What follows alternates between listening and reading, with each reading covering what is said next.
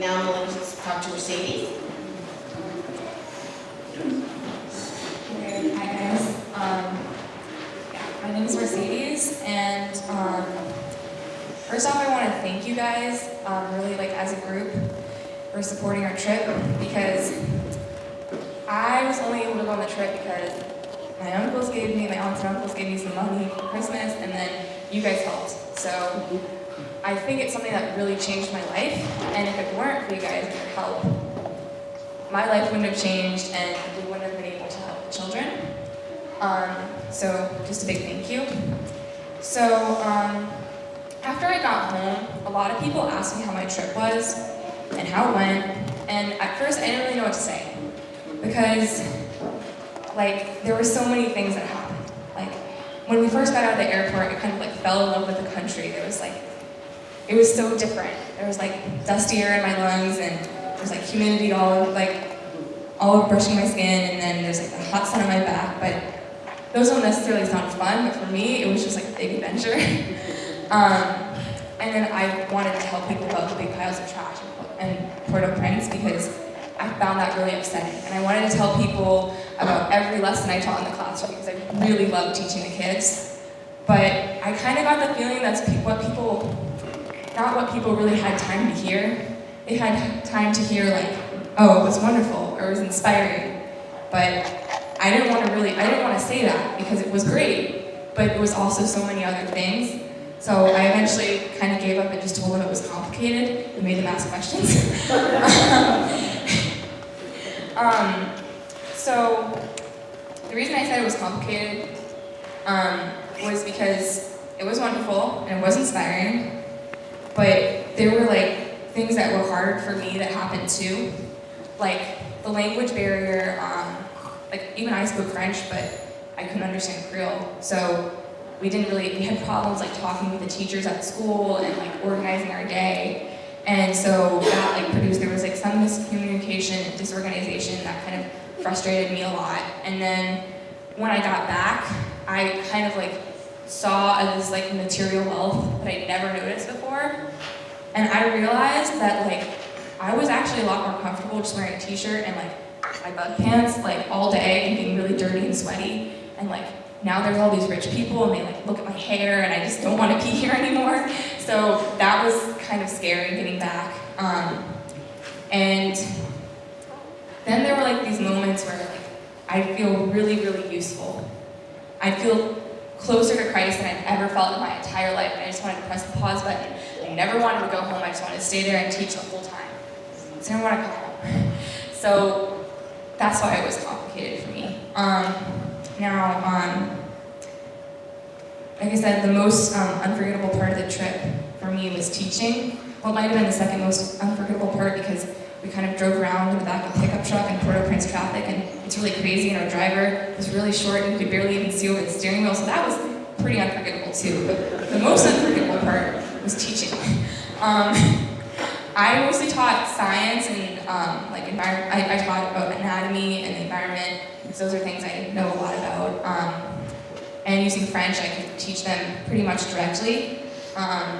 And then I had a translator to help if the kids didn't know what I was saying in French, because a lot of them knew French, but not everyone knew French. And you could just really tell, like, these kids really wanted to learn. It's not like you go into an American classroom and they're like, what am I doing here? I want to go home and play with my friends. They knew that a lot of their friends, a lot of their family, had never had the chance to sit in a classroom even once. And they were really happy to be there.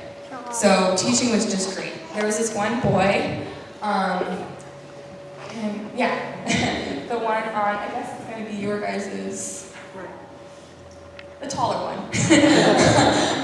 His name was Joanski, and he was great. He was like in the 6th grade class, and I saw him in the classroom a lot, but he also like, a lot of kids stuck around the institute after. And so I really got a lot of chances to talk with him, and his French was pretty good, so we could understand each other. And I just loved him because like, his English, he was really working hard on his English. So he sat and read Dr. Seuss, like 3 Dr. Seuss books for like an hour and a half one day. And then there was this other time, I don't know if you can go back and one with the chalkboard. Okay, this is like a really bad picture. But what it's a picture of is the chalkboard. I was teaching about the water cycle, and this was my favorite thing I did the whole time I was there because I kind of explained to them like evaporation and then condensation and like how the water goes from like the mountains to the ocean. And so I told that to them, but then I asked them to make a list of everything that has water. And we made the list, and then we drew a big picture, and each kid would come up and draw on the board. And Joanski, what he started doing is after one of his classmates drew a picture, he started clapping. And then everybody started clapping. So each kid would go up to the board, and they were learning, and they were drawing these pictures, and they would come back, and they would clap for each other. So it was they were so happy, and I was so happy, and I just love this little boy. But when I left, I realized like there wasn't really a way for me to keep in touch with Joanski. Because like I really like writing emails, and I know they don't have internet access. So I was like, I would really like to be able to write him letters. To remember, like, don't forget me, I remember you. Can I send you my old science notes? Can I send you some English books so you can keep on studying? The thing is, they don't have a postal address. So there's no way I can send anything until this June when another team goes. And that was really infuriating because it's like, I'm there for a week and I build this relationship and then she's gone. And they probably think I'm just going back to my comfortable life in America and I forgot all about them and I feel really bad. So that was hard for me.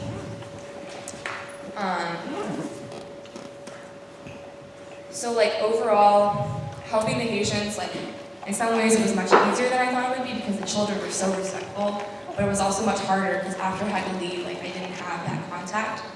Like I couldn't keep up my relationship. So like today's scripture, it talks kind of about like how suffering produces endurance and endurance produces character and endurance character produces hope. So I think I saw a lot more suffering than I actually experienced, but the trip definitely taught me endurance. And I think, like, from what I've learned here, we're supposed to help other people until we have nothing left to give, and keep on trying even when we want to give up. So I think really going on a trip like this, learning that endurance, learning to keep on giving, and experiencing those moments like when you just feel so close to God, you just want to stop and you want to help, you just want to sit there and teach for the rest of your life. It's really good, and it's like not the easiest way I could have spent my spring break, but it was definitely better than any like vacation to the beach or like dinner party with my neighbors because you can't get that feeling of being close to God from staying home. So thanks, and that's how my trip was.